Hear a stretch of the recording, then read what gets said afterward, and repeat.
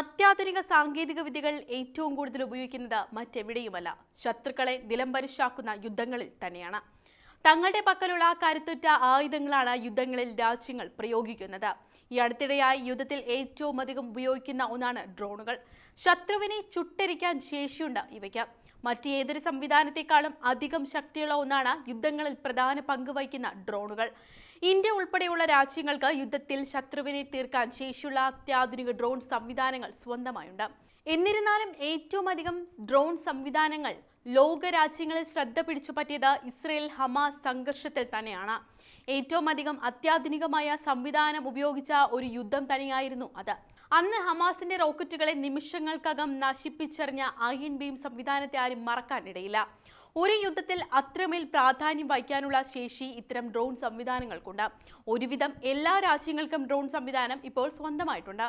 അവയിൽ വളരെ പ്രധാനപ്പെട്ട ചിലതിനെക്കുറിച്ച് പരിശോധിക്കാം. ആദ്യമായി തന്നെ നമ്മുടെ രാജ്യമായ ഇന്ത്യയുടെ പക്കലുള്ള ഡ്രോണം Indrajaal soft and hard kill drone പ്രതിരോധ സംവിധാനം. കൈപ്പിടിയിൽ ഒതുക്കാവുന്ന ഡ്രോണം ഇന്ത്യയുടെ കരുത്തുറ്റ വ്യോമ പ്രതിരോധ സംവിധാനങ്ങളിൽ ഒന്നാണ്.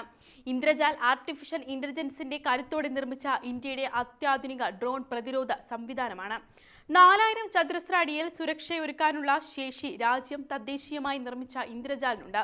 ഇതുകൂടാതെ DRDOയുടെ പണിപ്പുരയിൽ ഒരുങ്ങിയ soft and hard kill drone പ്രതിരോധ സംവിധാനവും ഇന്ത്യക്ക് സ്വന്തമായുണ്ട്. ആദ്യം പറഞ്ഞതുപോലെ തന്നെ നിമിഷ നേരം കൊണ്ട് തന്നെ ശത്രുക്കളെ ഇല്ലാതാക്കാൻ ശേഷിയുള്ള ഇസ്രയേലിന്റെ പടച്ചട്ടയാണ് അയൺ ബീം സംവിധാനം. യുദ്ധത്തിൽ ഏറ്റവും അപകടകരമായ ഡ്രോൺ പ്രതിരോധ സംവിധാനം എന്നാണ് അയൺ ബീം അറിയപ്പെടുന്നത്. റഫേൽ അഡ്വാൻസ്ഡ് ഡിഫൻസ് സിസ്റ്റം രൂപപ്പെടുത്തിയെടുത്ത ഡ്രോൺ പ്രതിരോധ സംവിധാനമാണ് അയൺ ബീം. ഫൈബർ ലേസറുകളെ ലേസർ ബീമാക്കിക്കൊണ്ട് ഭീഷണികളെ പ്രതിരോധിക്കാനാണ് ഇവ ചെയ്യുന്നത്. അയൺ ബീമിന്റെ ഹൈ എനർജി ലേസർ ടെക്നോളജിക്ക് ഡ്രോണുകളെ മാത്രമല്ല മിസൈലുകളെയും സെക്കൻഡുകൾക്കുള്ളിൽ ചാമ്പലാക്കാൻ ശേഷിയുണ്ട്. ലോകത്തെ ഏറ്റവും അപകടകാരിയായ ഡ്രോൺ പ്രതിരോധ സംവിധാനങ്ങളിൽ ഒന്നാണ് നീഡർ ഹോഫർ HP. ഡ്രോണുകളെ ആകാശത്ത് വെച്ചാൽ ഞൊടിയിടയിലും അതീവ കൃത്യതയോടെയും നശിപ്പിക്കാനുള്ള കഴിവ്. ജർമ്മൻ കമ്പനിയായ ഹെൻസോൾ ഡിറ്റ് ആണ് ഇതിനെ നിർമ്മിച്ചത്. ജാമിംഗ്, എനർജി വെപ്പൺ ടെക്നോളജി എന്നിവയാണ് ഈ സംവിധാനം പ്രയോജനപ്പെടുത്തുക. 4. ബ്രിട്ടന്റെ ഡ്രോൺ പ്രതിരോധ സംവിധാനമാണ് സ്കൈവാൾ 100. മറ്റുള്ള ഡ്രോൺ സംവിധാനങ്ങളിൽ നിന്ന് വ്യത്യസ്തമാണ് സ്കൈവാൾ 100. സൈനികർക്ക് കൈകൾ കൊണ്ട് ഉപയോഗിക്കാം എന്ന പ്രത്യേകത ഇതിനുണ്ട്. ഡ്രോണുകളെ വലവീശി പിടിക്കാനാണ് സ്കൈവാൾ 100 ഉപയോഗിക്കുക. കേടുപാടുകൾ കൂടാതെ ഡ്രോണുകളെ പിടികൂടുന്നതിന് ഈ രീതി സഹായിക്കുന്നു.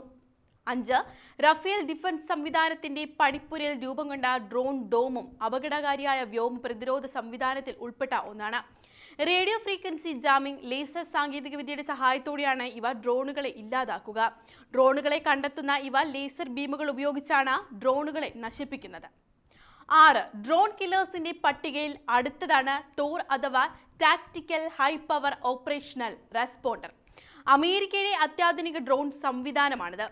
അമേരിക്കയുടെ എയർഫോഴ്സ് റിസർച്ച് ലാബിലാണ് തോർ നിർമ്മിച്ചത്. അത്യാധുനിക സാങ്കേതികവിദ്യ പ്രയോജനപ്പെടുത്തി നിർമ്മിച്ച തോറിന് ഒരേ സമയം ഒന്നിലധികം ഡ്രോണുകളെ ഇല്ലാതാക്കാനുള്ള ശേഷിയുണ്ട്.